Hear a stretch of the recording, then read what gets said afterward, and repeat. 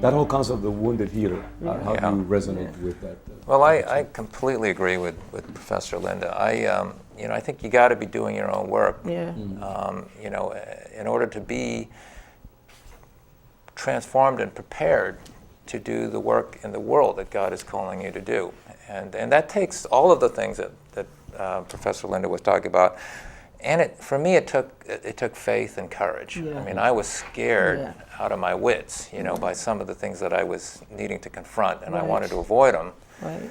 But I knew that there was life on that if I went in that direction, no matter how scary it was. And there was slow death and stagnation, decay, if I stayed where I was. And so, to me, it was God beckoning me, come, and I was like trembling, but I had to take those steps. And so I think that using that metaphor of sort of that treacherous journey, that is really how I kind of veered away from that track that I was talking about that I was on.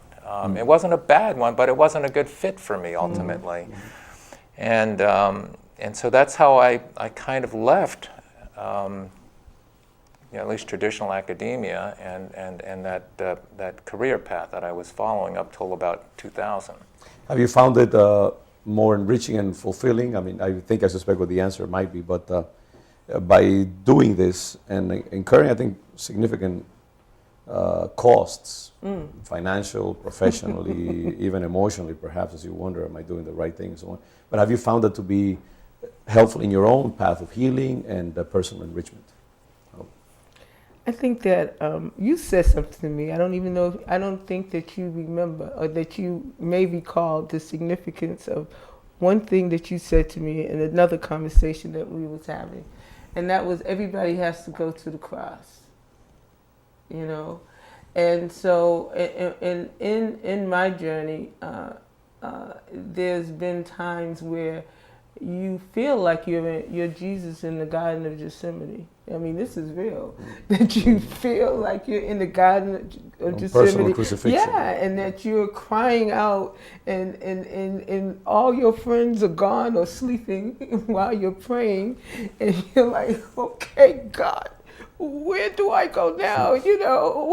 Why am I with all of these degrees and I'm eating peanuts? And what is it? What did you do? What more do you want from me? And God said to me, He said, remember my son. And then I think a second time it was like, I was like, okay, now what am I supposed to do? This is the part where you're pastoring people and you're giving them everything that you have and it's still not enough, or they betray you in some way, or you feel that they do. And I cried out to the Lord, and He said, after Jesus was resurrected, what He did was He went back and loved. He went back to Peter and asked him 3 times, do you love me? To restore Peter to not just the place he was, but to a place above where he was at the beginning, before he betrayed Jesus. So that restoration. And what God taught me, this is a new lesson, this is why I'm excited. What God taught me was, do you know that the love of Christ goes beyond the pain? And to experience that is immeasurable.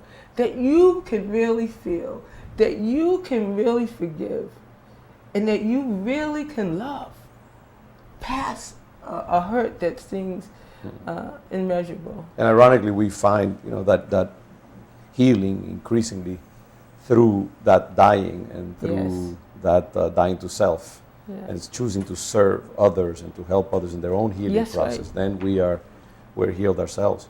You're serving now as the director of an organization that mixes both ministry and missions and development in Liberia specifically.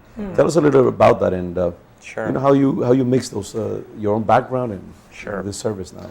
Well, that's a good segue from what I was saying a minute ago, because I wouldn't have planned it this way. But, you know, one of the things that I really enjoyed when I was at the Harvard School of Public Health was just those impromptu lunchtime conversations that I'd have with students from all over the world, you know, and I'm realizing I relate. I get what you're talking about. I understand what the issues are. I understand what the frustrations are. I mean, one of the things that I feel like, and actually this is something that was stirred up in me as I was listening to you, Professor, is that nothing goes to waste in God's economy. You know, we may not have, you know, mapped our lives the way that that we've gone so far, but in God's infinite wisdom and grace, you know, everything that's happened has proven to be and or will prove to be useful. And so that experience at the Harvard School of Public Health is just one element of many from that time in my life that I value so much, and the relationships and the friendships that came out of that I still value and I still retain. So that sort of sparked in me this interest of, well, you know, I really do resonate with the needs of people who are coming from poor countries. And I can relate to it because when I was growing up in South Korea in the 60s and 70s, Korea was like Guatemala in some ways.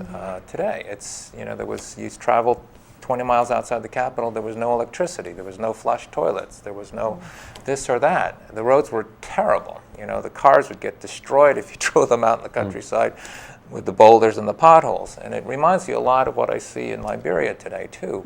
So I understand to some degree. You know, I can't say that I completely understand, but I have some inkling of what it's like to grow up in that kind of environment and what the challenges are to try to turn that ship around. And get what the country contribution going. do you think Christianity and Christian Well, yeah, values has to make to changing, you know, that Well, that's situation, why- that condition? Yeah, and that's why before we went on camera, I mentioned the chicken and the egg.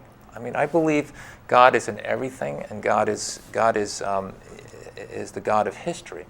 So His hand and His influence, though it may not be recognized as such, has been, I think, influencing the choices of people who acknowledge Him or don't. And it's like a flavoring or seasoning that has infused our whole culture. And I do think that was really important in the transformation of South Korea, is the introduction of Christian. I'm curious about that. Christianity. I was going to just ask you that before you took that path. Do you really feel that the influence of Christianity has contributed, at the very least, to the development of South Korea? Because you have the neighbor right next door, North Korea, totally diametrically opposed in values and so on, and what a stark difference. And yet these are highly gifted people as well. The same people. Totally different. It's the same people. And I'm not trying to make a simple, you know, A thus B kind of connection, but I do think that the introduction of the Christian faith and the propagation of it in South Korea played a role in the transformation of the society. So the chicken and the egg thing is, I think it's, you know, it's in our myopic way, we just think, oh, well, you know, if there isn't the church presence and a Christian message behind some movement, then it can't be of God. Well, I'd say pan that zoom lens back a little bit further. You'll see God's influence, but it might have been a millennia ago. So that's kind of the way I look at it, and whatever is of love and whatever is good and of truth, I think that if you really were able to sort of do the causal tree all the way back to the origin, it would be God. It's God's grace. Yeah, it's God's grace, and He doesn't demand credit for it too, which is the wonder of it. In history. And so that way we don't have to feel threatened as people of faith if the movement starts from a secular organization.